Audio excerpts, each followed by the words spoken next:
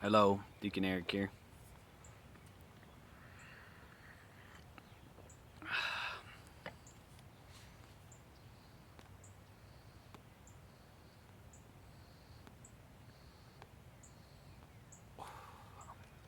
All right, young man. Usually my target audience is young men, but if you're a young lady or an old man, an old woman, middle-aged man, middle-aged woman, whatever you find yourself to be,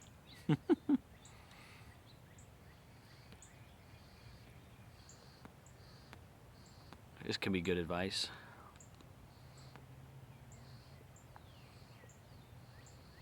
I say to the young man, be bold for the Lord. My last video I talked about drawing near to the Lord.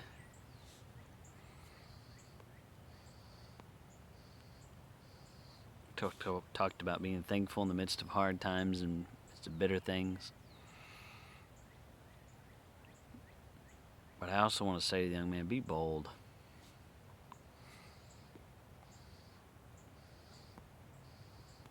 That's good advice for everybody. Be bold for the Lord. I am convinced that every one of us has a little zealous John the Baptist on the inside of us.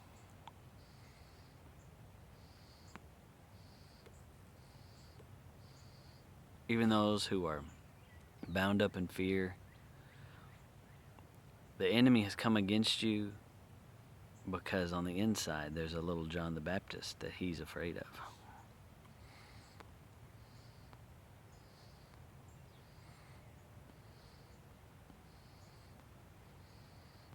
Years ago,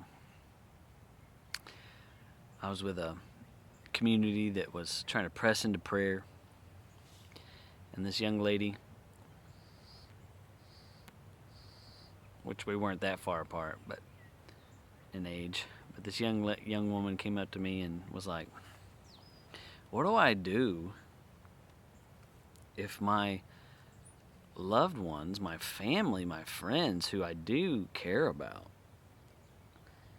who are Christians, are saying you need to calm down about all this prayer stuff, about this pressing into the Lord?"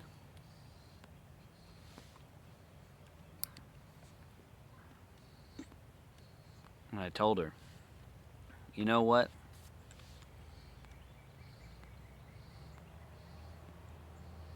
Next time they ask you that, just go full John the Baptist on them. Just be the thing that you feel called to be.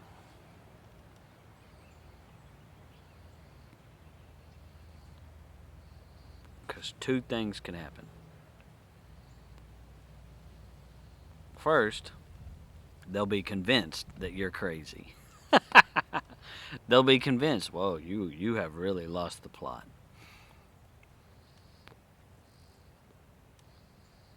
Or they'll get convicted and they'll want what you got. They'll be filled with divine purpose. What is purpose?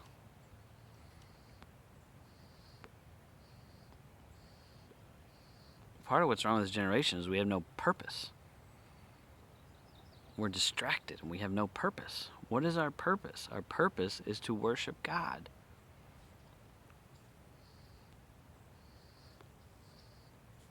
To know God and to make Him known. That's our purpose. And we all want that purpose. You know how I know? Because a guy wrote a book called The Purpose Driven Life, and it sold like hotcakes.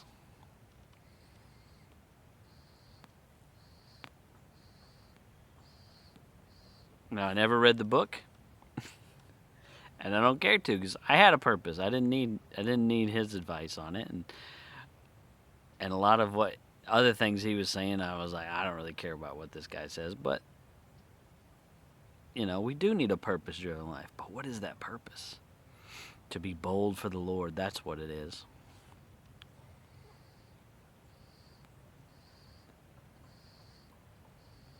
And I don't mean be a hothead, and I don't mean that there's not times to keep your mouth shut, because there is.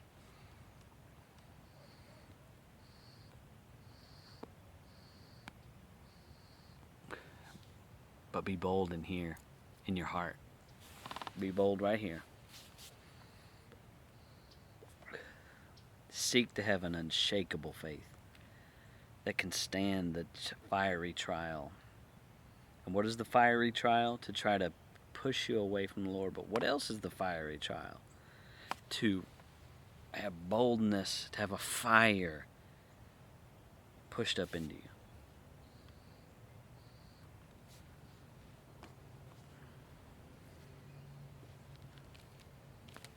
Life's tough. Whether you're bold or not, you will be tested either way. But Peter says, in 1 Peter 4, starting in 12, Beloved, do not be surprised at the fiery trial when it comes upon you to test you, as though something strange were happening to you. Don't be shocked. But rejoice insofar as you share Christ's sufferings, that you may also rejoice and be glad when his glory is revealed.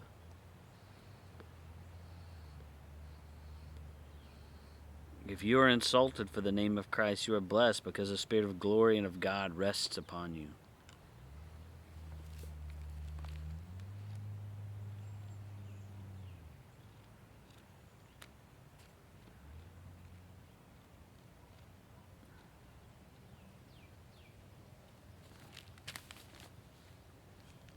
Romans 8. For I consider that the sufferings of this present time are not worth comparing with the glory that is to be revealed to us. For the creation waits with eager longing for the revealing of the sons of God. Not just the Son of God. The Son of God came that the sons of God may be revealed. The real ones.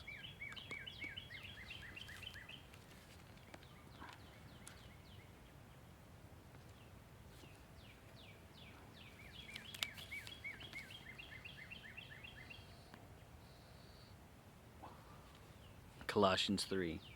If then you have been raised with Christ, seek the things that are above, where Christ is seated at the right hand of God. Set your minds on things that are above, not on things that are on earth, for you have died, and your life is hidden with Christ in God. When Christ, who is your life, appears, then you also will appear with him in glory.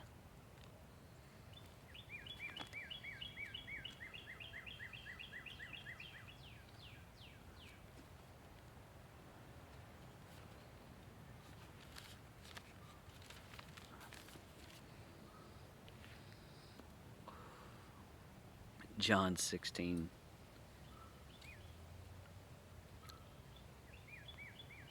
Behold, the hour is coming, indeed it has come, when you will be scattered, each to his own home, and you will leave me alone.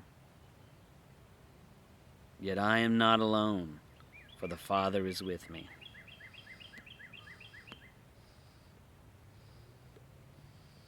He says a lot of things before that, and he says, But I have said these things to you, that in me you may have peace. In the world you will have tribulation, but take heart, I have overcome the world.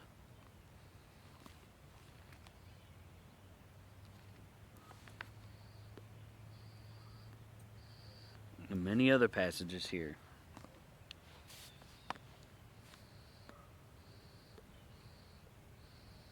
Say the same thing. Don't be so shocked when the world rejects you. If you push into the Lord, you will get rejected by the world.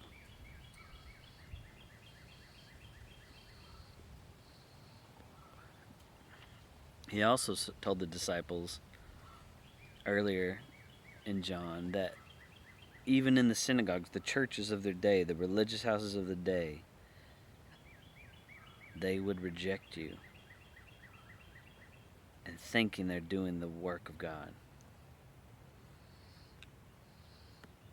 They killed John the Baptist. They killed Jesus. But they didn't know what was going to happen after that. Be bold for the Lord.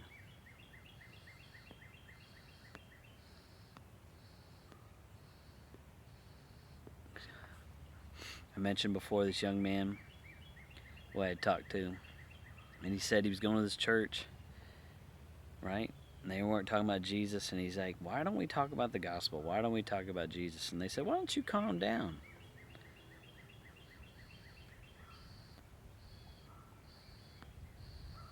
And I told him, I said, you know that little John the Baptist inside of you that just wants to go all out for the Lord? You know who likes that man? Your Creator. Your Creator likes that guy. God didn't make you to be a nice little choir boy. And that's nothing against choir boys. Nothing against people singing. That's all good. It's great. But God didn't come. And God didn't create you so that you could be a nice guy or a nice girl. He came to light a fire in you. And I'm not talking about being crazy and charismatic. That's fine too. It's good. Sometimes. When it's God. Sometimes when it's God, you're going to get on your face and be quiet. Sometimes you're going to get on your knees and you're going to weep and look weird. You're going to be weird to people. That's okay. Be weird.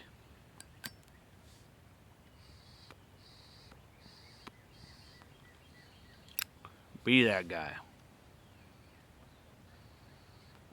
Be bold. And that doesn't always mean be loud.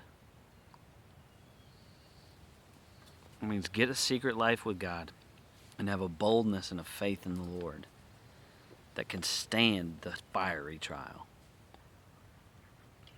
The testing is coming.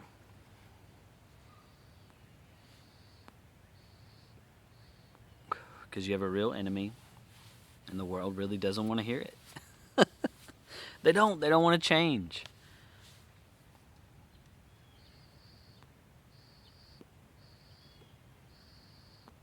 Be bold for the Lord. Be bold. Boldness, boldness, boldness.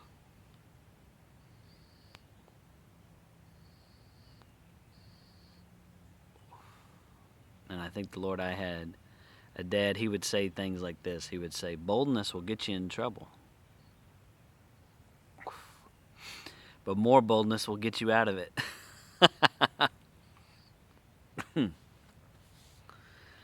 Be bold. It will not lead you astray. Not when you're being bold for the Lord. Not being bold and crazy in a worldly sense, but when you're bold for the Lord. The rejection of the world will be a victory.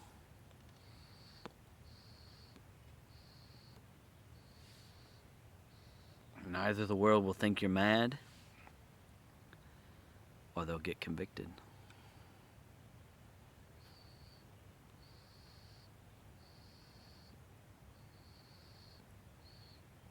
But I guarantee you this: those that are bold for the Lord, even if you don't become famous, even if you're totally rejected, right? Jeremiah, bold for the Lord, everybody rejected him. He had one guy, Barak, that wrote his stuff down. That was it. That's all he had. One guy. What does Paul tell Timothy? I am alone. Everybody has rejected me.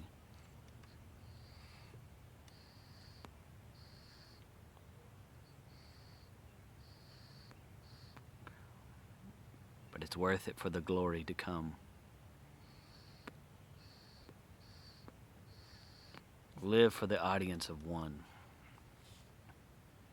One thing I have asked of Yahweh. This is what I seek, that I may dwell in the house of Yahweh all the days of my life, to behold the beauty of Yahweh and to meditate in his temple.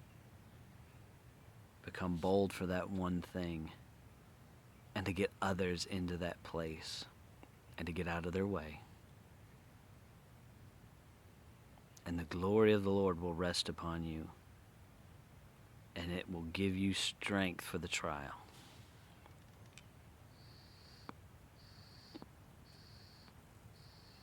And if all the world rejects you, if the culture really turns against us, and they put us in jail for the gospel like they put Paul and Silas in the jail,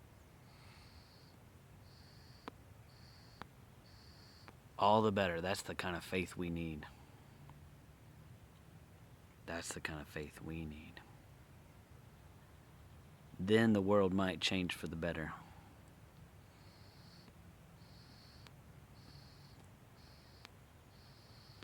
And in the age to come, you'll be standing next to the Lord.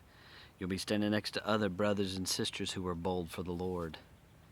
And you won't regret the day that you chose boldness over fear. You might regret the day you chose fear over boldness. No, you will regret the day you chose fear over boldness. But you will never you will never regret being bold for the Lord. You won't regret it. And that's what the world needs in this hour, is people who are bold for the faith. It's our only hope. Amen. Amen. Well, may the Lord bless you and keep you. May he shine his face upon you. May he give you boldness and strength for the fiery trial. And may you find his rest when all the world is in chaos. Amen.